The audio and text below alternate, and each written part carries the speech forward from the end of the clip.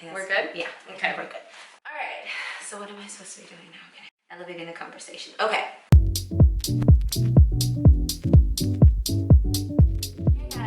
You guys know that I've been doing a Dating in London series. I've been doing the Dating in DC series. What I wanted to do with the whole dating series is I kind of wanted to elevate the conversation from strictly dating and bring it more into relationships and relationship building. So I've asked my friend Allie to come here and to converse with me about relationships and self-love and a whole bunch of interesting conversations like that. So I'm gonna ask Allie to introduce herself to you guys. Yeah, hi guys. Super excited to be chatting with you always. I've done a lot of work on personal growth and self-awareness because I've needed to in my life. And a lot of that relates to relationships and how we relate to ourselves and to other people. And I have a company called Mind Into Matter, and that's basically what I do, is help people really dig in, understand themselves, and then just use their lives to live that out in some really compelling way. So Allie and I randomly met here in DC at Phillips Collection, and she's just been such a blessing to me in DC, and so we kind of do lunch or do drinks or something like that occasionally. And randomly at our most recent outing, we were like, oh, we should film together, and it just kind of was a spur of the moment thing, and we're like, why didn't we think of this before? We always have these super deep, super long conversations, and I thought, oh, one of these would be perfect for my dating series that I kind of really want to reevaluate and bring a little bit more depth into it. First, we're going to talk about romantic comedies, right? And you guys know what these movies are. Okay, what's a romantic rom-com? Rom-com, right? What's a rom-com to you? Oh, it's just the cliche, you know, there's all these challenges, they meet each other, sparks fly, and then there's all these problems, and then in the end the guy totally realizes how wrong he's been, and he comes and he knocks on the door with flowers, and they all end up happily ever after from that moment on, together forever, because they complete each other and they're so perfect together. They live happily ever after. Right, just the end. Yeah. At the end of that story, once they get together. No discussion about what being together actually feels like. Totally no realisticness to it at all, and everyone is kind of measuring their life and their romantic life and their relationships against these entertainment Hollywood romantic comedies, these rom-coms. Yeah. And I think they kind of screw people up in general, because you're thinking, this is what my life should be, this is what my relationships and my dating life should be, and they're nothing like that in real life. Like, exactly. It's nothing like that. Yeah. What's the issue with romantic comedies? What do you think is the issue with romantic comedies? One of the things, I mean, and I love them just like every other woman out there, and I've found over time as I've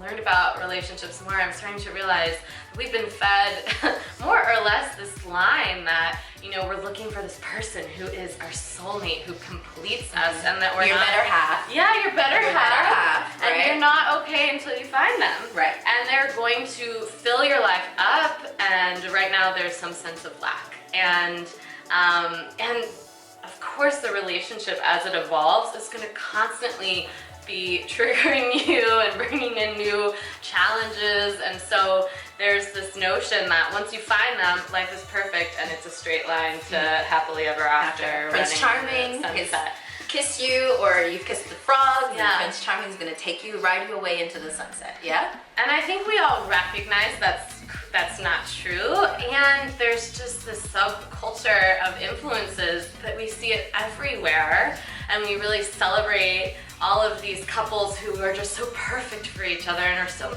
like have so much chemistry on the outside. And we don't talk about how hard it is to be in those relationships, and I believe how much growth and self-awareness and self-love you need to have a relationship that you're happy in. Mm-hmm. Because we don't need to just get relationships to check off a box and say, okay, I've done that, been there, done that, moving on. It should be something that really makes us feel fulfilled. So one of the things that I think people don't tell you is that really you have to be complete on your own. Like, you are not looking for your better half.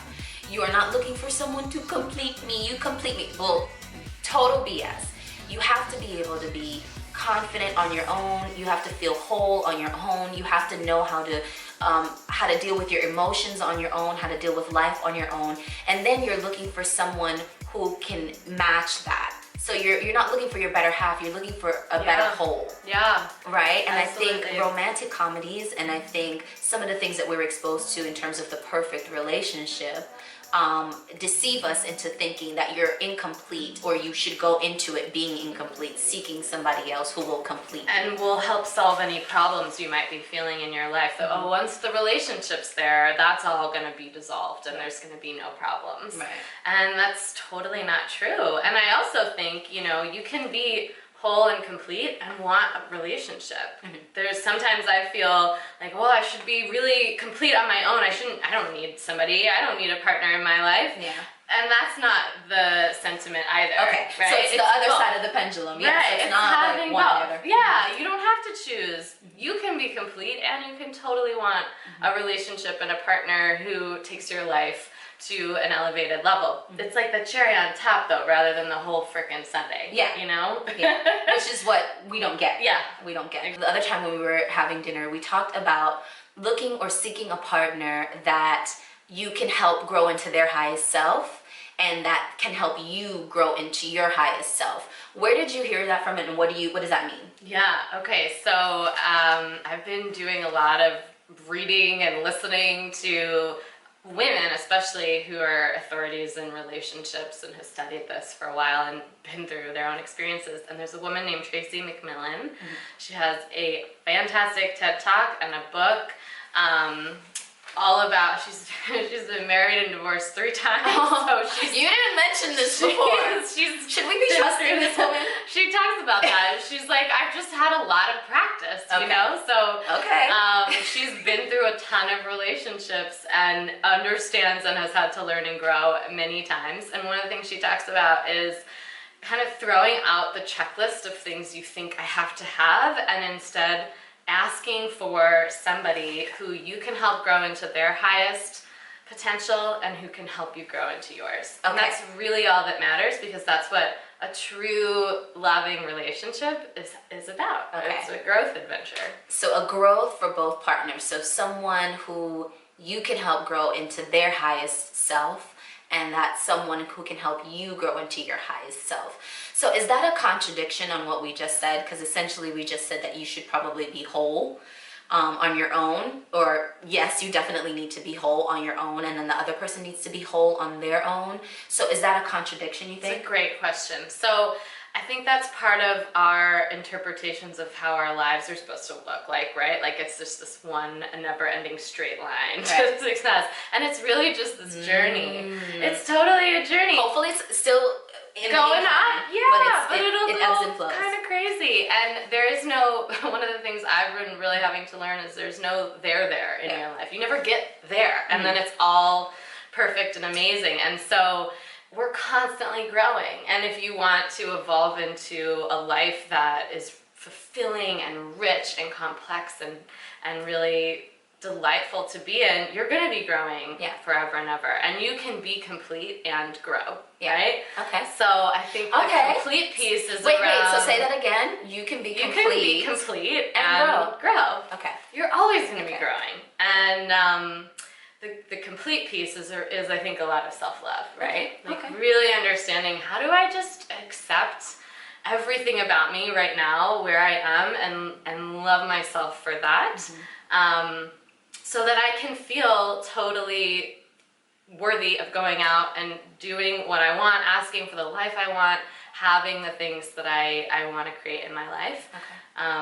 And it's, I think a lot of times we hear this phrase thrown around a lot, and I didn't realize until I started my own business how under the surface it really is going in there, being your own friend. I think we don't realize how we talk to ourselves, and that little voice in your head, that's what we mean around self-love. If that little voice is tearing you down, which mine did all the time and still does, and I had to really learn to start paying attention and saying, oh my gosh, I can't talk to myself like that. And it takes... And I'm my own worst enemy. We're our own critics sometimes. And I think a lot of times as women too, because we think we're supposed to be perfect and great in all these categories, and it's just, that's not possible. We need to be really cool and whole with everything as it is and still being able to want more. So leaving room for growth, but still acknowledging where we are right now individually before we seek a relationship that we think is supposed to validate that. Yeah. A lot of what this woman, Tracy McMillan, talks about in her book is that, you attract what you're putting out, right? So if you feel incomplete and lacking, you're gonna attract somebody who's going to kind of pull that out in you and trigger you. If you notice that happening, it's partly because of that. And that's why relationships are about growth, because they're really a chance for us to notice what's going on and say, oof, all right, how do I do something about that? They're helpful in that way. So let me bring it back for a second to the romantic comedies, because I think outside of the relationship that you see maybe your parents in, or outside of just one or two close friends relationships that you've seen, I think a lot of us have only bear witness to very limited relationships. Yeah. So I think that's one of the reasons why they're kind of detrimental, is because you're thinking that this is what everyone else is doing, because you're limited in what you've seen up close. Right. So I think that's another reason why we need to be careful about the romantic comedies and what we kind of absorb from media, and whether it be social media, Instagram, Facebook, all these social media platforms, which are just very much the same as these romantic. We're in an age of celebrating the bow, right? We only share once there's a nice little bow and we have something great and wonderful to produce and to put forward about ourselves. And so that's all we see. And while we may recognize, okay, not everybody has such a perfect life, it influences us on just these subconscious levels. And then the way we go around in our heads, holding ourselves up to these standards, or not feeling like we can share until our life has that bow too. Right. Which it never does, really, because we're all perfectionists. We're pretty much all type A personalities, so we're all thinking that, it's not good enough, Right. and then you end up comparing your life, and they say what comparison is the thief of joy. Yeah. So social media,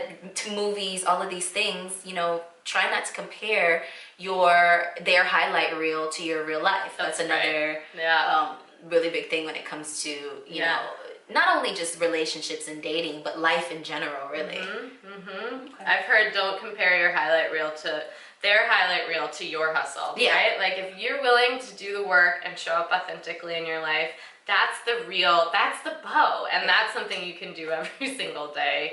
It just doesn't come in such a pretty package that's perfectly Instagrammable all the time. Right. So that's the deal with romantic comedies as far as we're concerned. This is Allie. I'm going to let her tell you a little bit more about her podcasts, which are really, really awesome. I'm going to link them below so that you can take a listen at them. Take a listen to them. So Allie, tell me about your podcasts and your meditation work. So in all of this work that I've done with myself and then clients that I coach, and in some of the workshops that I've been doing, I've realized that meditation is such a powerful tool for going inward, observing truthfully how we talk and relate to ourselves. We have to train our mind to pick that up and notice. And also really developing a stronger connection to our intuition, which I believe is how we can go out in the world wholeheartedly and create the things that we want. So I do a lot of meditations and visualizations in my work to help people create that connection and strengthen it. And I was thinking from this conversation that we were having, a visualization around that relationship with yourself and just connecting in there and really developing and growing that, so that feeling of completion is more accessible to you on a regular basis. So you work with clients. So what is your work with clients? Tell me a little bit more about that. I do a lot of coaching with one-on-one clients, and we do this work, really building up your relationship with yourself, knowing who you really are. I always talk about knowing who you are at your core. Because we tend to have layers of expectation and sometimes even education and pressures and influences that mask the things that are really, truly, truly the most important and powerful for us. So our work is all about getting in there, unearthing what's at that core and making it possible for you to design your life in a way that you can live from that place more authentically. Okay. I'm going to leave all the links to Allie so you can learn more about her work and more about her in the description box below. We're going to continue this conversation, but we're going to shift the topic a little bit. But for this one, for Rom Com, we'll leave it right here. I want to thank you guys so much for riding with me on this series. We're doing a little bit of a shift because I really want to make sure that this conversation is valuable to you guys. And the dating in DC, while you guys were watching it, you weren't so receptive to it, and I understood why, because I really kind of was speaking about it on a very high, you know, maybe commentary level. And I feel like bringing the real conversations that I have about self-love, about building relationships, how that all feeds into dating, I felt like that was a stronger conversation to bring to you guys. Let me know your thoughts below in the comments. If you like this video, please give it a thumbs up and subscribe. And I will see you guys again in our next one. Woohoo! Bye!